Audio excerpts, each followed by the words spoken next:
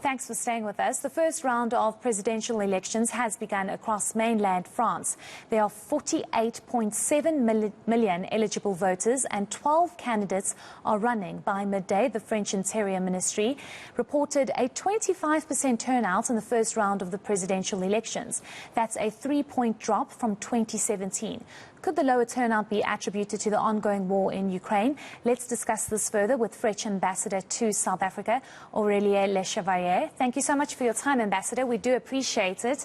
Maybe just speak to us about these elections. Many would say that this is one of the most consequential presidential elections the country has seen in decades. What would you say about these elections?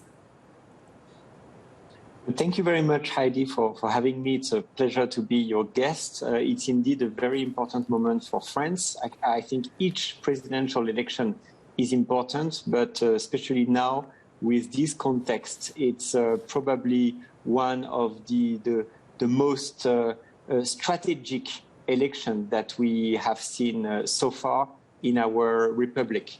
In terms of the turnout, finally, it has risen to 65%. So 65% of the French people already voted.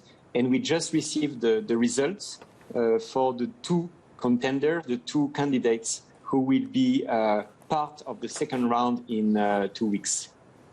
Oh, OK. Would you maybe just go into detail when it comes to those candidates? Because I do know that there were 12 candidates, and if none of them had received over 50%, the two of them would have faced a runoff. But maybe just speak to us about the two candidates. Yes, that's exactly right. So now we know, just 5 minutes ago, that President Emmanuel Macron will be running again in the second round in 2 weeks, and Marine Le Pen, the candidate from the Rassemblement National, National Rassemblement, will also compete in 2 weeks. So now we know who passed the cut, and it will be indeed an important fight for our French democracy.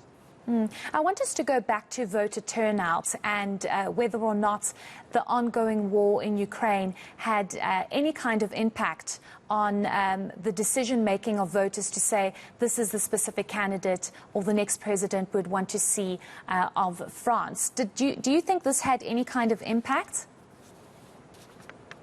I think it's had a huge impact. First, because with the situation in Ukraine and the Russian invasion in Ukraine, the campaign was difficult because everybody's attention was on the situation in Ukraine. Also, I think that the French people, like European people and most people around the world, are worried. They are concerned about this situation. I mean, it's the first time that we have such a war on the European continent for decades. And so there is a very high level of concern.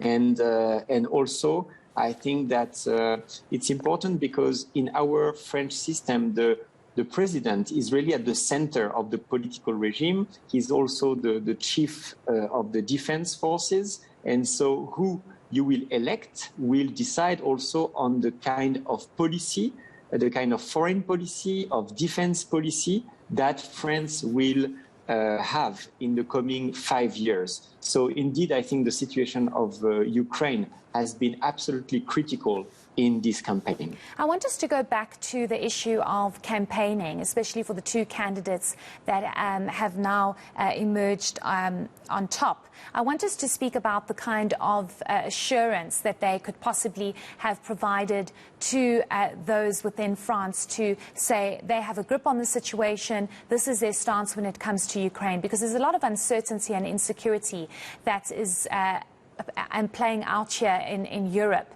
And France's stance on this will be vital. And I'm wondering how that campaign went with these two top candidates.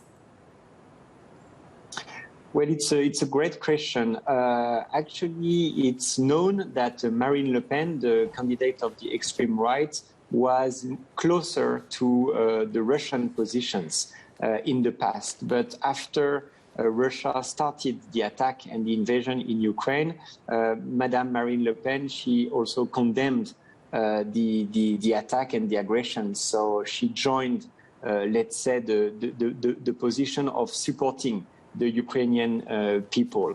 But I think there are differences. I cannot comment, of course, as an ambassador in South Africa, I cannot make political comments, but I would say that it's known that the French President Emmanuel Macron is really a great supporter of more unity in the European Union and a stance that is more like European, and Marine Le Pen is more like a nationalistic candidate who believes in the nation states. So there could be indeed differences, even contrasts, and that will be for the French people to decide who will be the next leader of France in a context when France is actually chairing the European Union until June. So it's indeed a very critical moment. I want us to speak about the kind of voters that we are seeing going out, because many were saying that they were quite concerned around the age group 35 and above, and even the younger population. This is even something that we saw here in South Africa when we had our recent local government elections, where the young were just not going out to vote. Are we seeing something similar in France, where the younger population is just staying away, or are we seeing them coming out in their numbers to vote? No, indeed, and unfortunately, it's a challenge to convince the young people to go voting.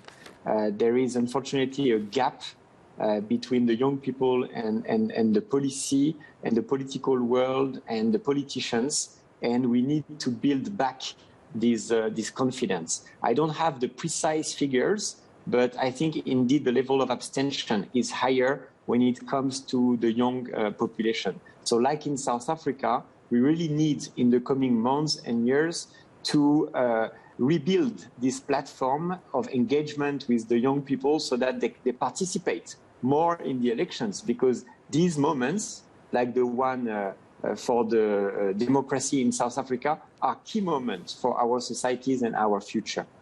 And then just lastly, Ambassador, maybe just speak to us about the way forward.